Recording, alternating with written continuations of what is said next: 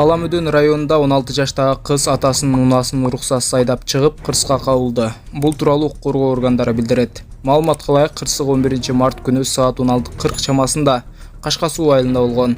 Анда Honda CR-V унасын башкарып бара жаткан 16 жаштагы өспүрүм рулду башкара албай калып, натыйжасында унаа бир нече жолу уударылып кеткен.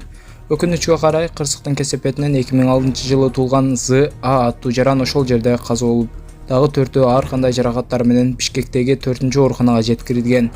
Ал эми өспүрүмдүн атасы милицияга кайрылып, ошол күнү кызы короосунда токтоп турган унааны уруксатсыз айдап, классташтар менен чогуу кеткенин маалымдаганы белгилүү болду.